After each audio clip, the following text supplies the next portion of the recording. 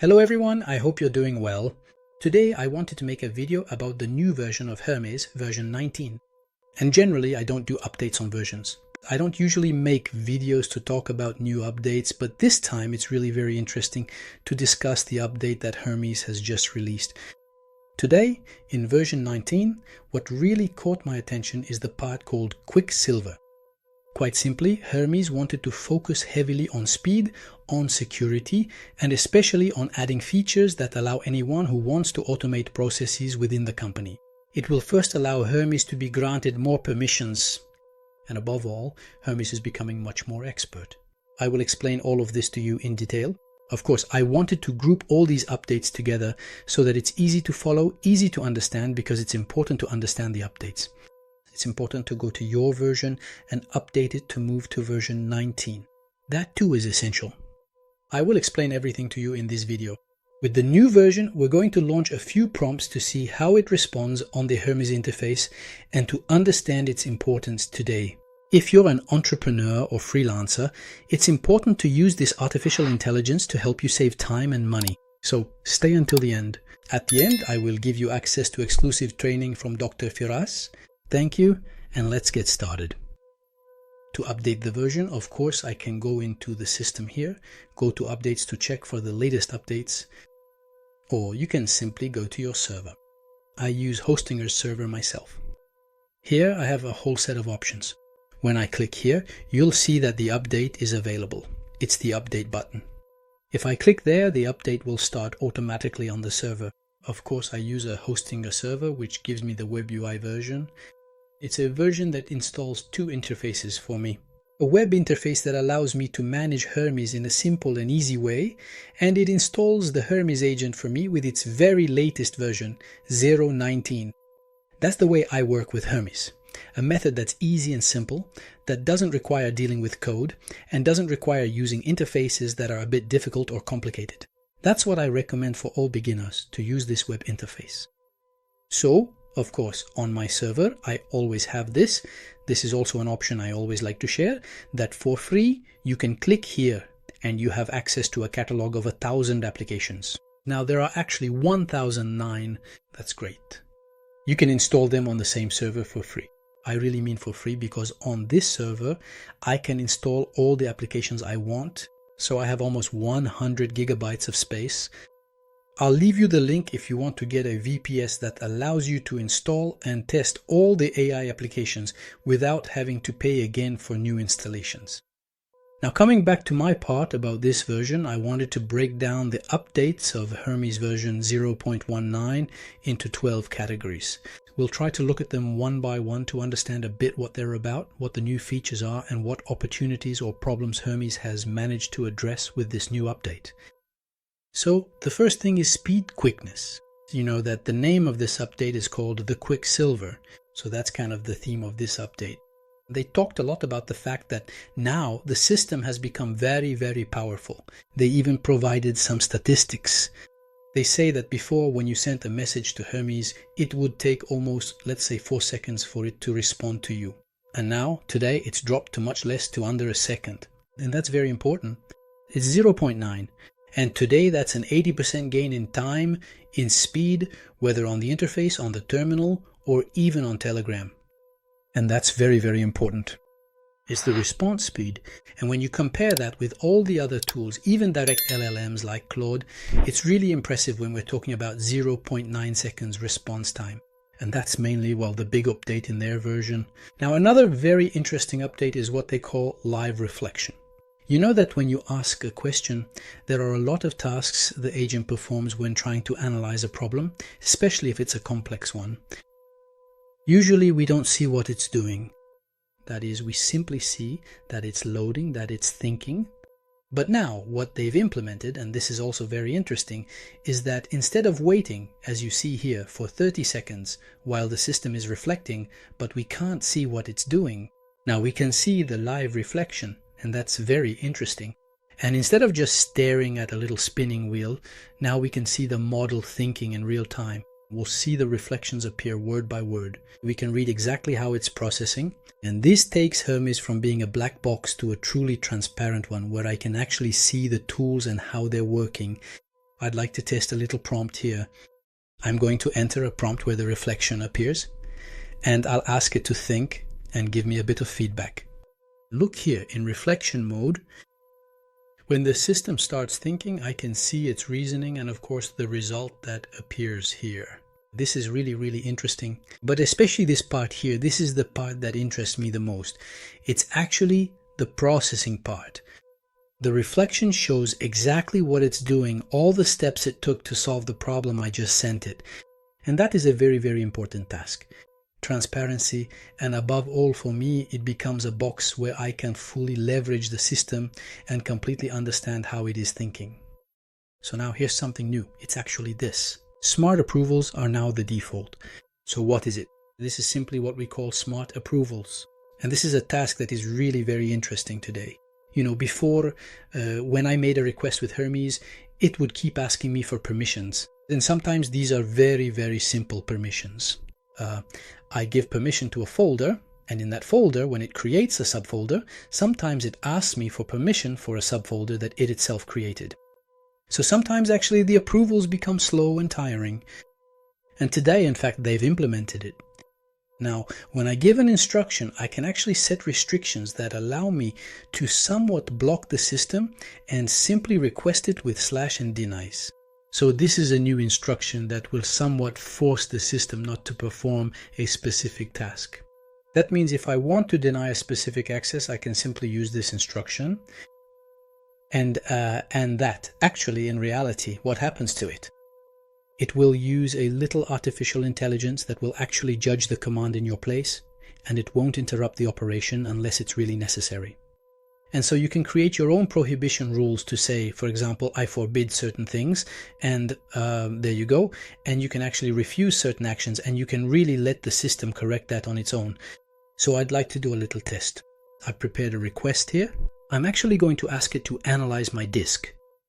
I'm going to ask it to analyze, in fact, the images that actually exist on my disk. So now there you go. It's going to think, it's going to analyze. There you go, so the images. So there you go, it's running the commands, to analyze the images. So this is a request where generally it should stop me to, get authorizations. But as you can see here, since I'm the administrator, it understood what was going on.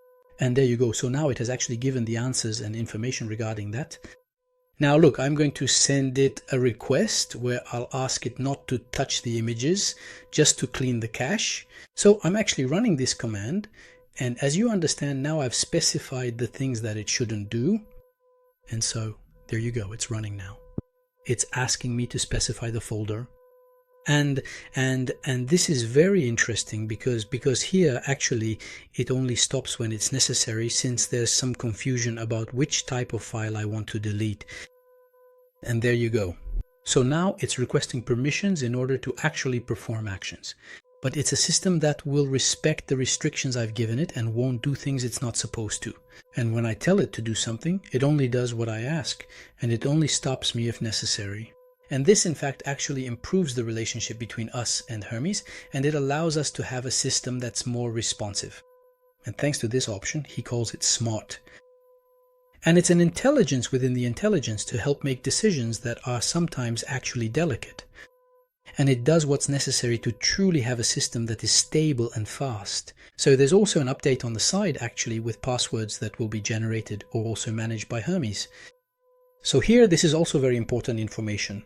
It's as if we're going to have an internal password manager that must be encrypted and secure. So this is actually new, because passwords, in fact, it's us who should actually be securing them. But now, when we actually send sensitive information like passwords, there is a system for managing those passwords.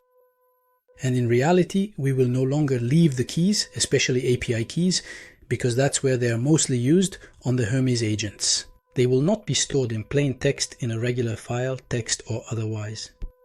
So Hermes will now connect directly to Bitwarden. So that's what they have, that's what they've set up here. And this connection, in fact, here and even here as well with the one password platform, 1Password. Here they simply retrieve APIs, secret keys that are also stored on these platforms. So quite simply, it's cleaner and more secure. Now, another update on sub-agents, because we've actually seen the concept of these agents that was implemented in the latest versions of Hermes. And today it's about tracking. It's actually the log journal of these sub-agents, which is very important.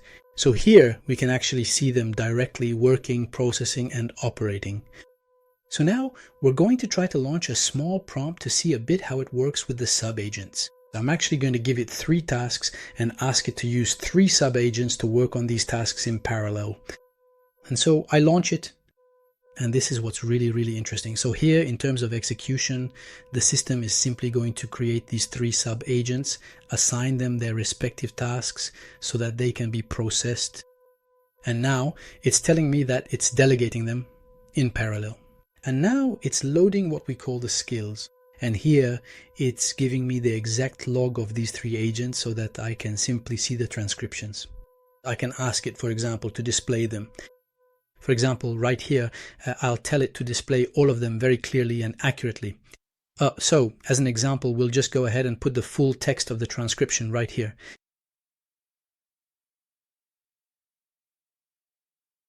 And now it's actually going to give me the content, so you'll understand that today, in fact, the sub-agents are really something that strengthens the Hermes agent. So as a result, we can clearly see what it did during the different back and forths, the various commands that this sub-agent executed. So as a result, the concept of sub-agents is really being taken very seriously by the Hermes team, and every time I see an update, I notice they're working a lot on the sub-agents, and that's very interesting. Another feature that I find interesting is that now what they call a completed response can no longer be lost. And that's, well, information that actually makes the system much more stable. So let me explain a little bit what the idea is.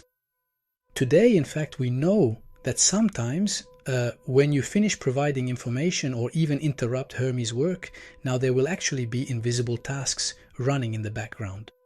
Previously, if the system, for example, crashed right after generating your response, you could no longer see that response. You were forced to restart the prompt. And that actually makes us lose time and tokens.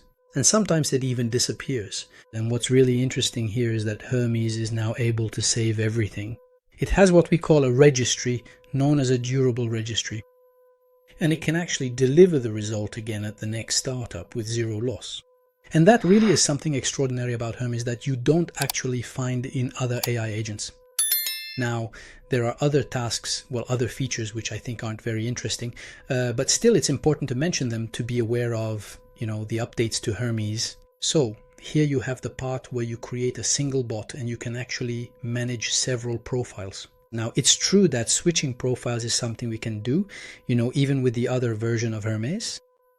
But here you can now run a single Telegram bot so that within Telegram you can switch between the different profiles. Before, you simply had to create several Telegram accounts, and each Telegram account was connected to a profile. Well, honestly, I only have one profile, which is my main profile, since I'm the only one working on my Hermes setup, so I have just one Telegram account. But for people who create multiple profiles, just to remind you, a profile is like in Windows. When you log in, you can have several user sessions. And in your family, you might have 2, 3, 4, or 5 people using the computer, but each person has their own session with their own software tools installed. It's the same thing with Hermes. And in addition, there's also the section where you can actually manage your subscription here, because there are people who actually get tokens directly from No Research, which is the company that created Hermes. And so they mentioned it somewhere here that you can actually manage your profile directly here. There you go. That's it. So that's your registration.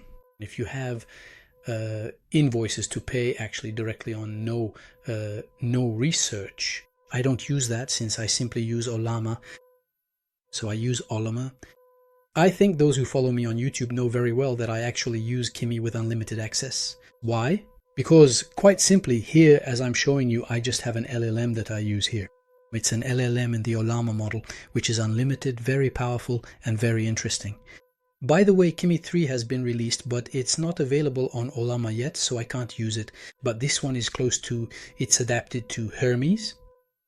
It's very, very close in benchmarks to Claude Opus 4.8 and GPT-5. Very, very close, really. So honestly, it has almost the same performance and sometimes even surpasses them in certain cases. And well, I use it without limits, so I don't have any token issues. And I also add other updates. They've updated it with GPT 5.6, so now the providers. So that's interesting. You'll see that now they've actually added the possibility to do it with the providers, so of course more connections to the providers. So if I go here and click on provider, you'll see that now here there are actually a lot more providers that have been added. Well, for me, as I told you, I'm just fine with Ollama. And that's also interesting, you know, that they're actually adding even more providers. It's very interesting. It's always very interesting. And I also noticed another feature here, the ability to switch to max and extra high mode. We didn't have that before. So it's important to actually push the reasoning with your LLM. We didn't have that before. Before we were a bit limited to high. But having extra high and max, that's also a very, very interesting piece of information. The last thing I'd like to share with you is the ability to extract, or rather export, your history. And that's very interesting. As you can see here, export everything. So when you actually run this command or ask Hermes to extract, that's very interesting. You can have everything in a markdown file. So it's actually an extension, a well-known one. And this information, you can import it either into another Hermes or even directly into other LLMs. So the knowledge, the skills, the information, everything you have on the platform, you can export it. And that's something very interesting. Before we didn't have this option. I don't know of any other models, actually, agents like OpenCloud or Paperclip, that have this option, but here it's really extraordinary. So as a result, this allows me to have everything related to Hermes. Really a great feature.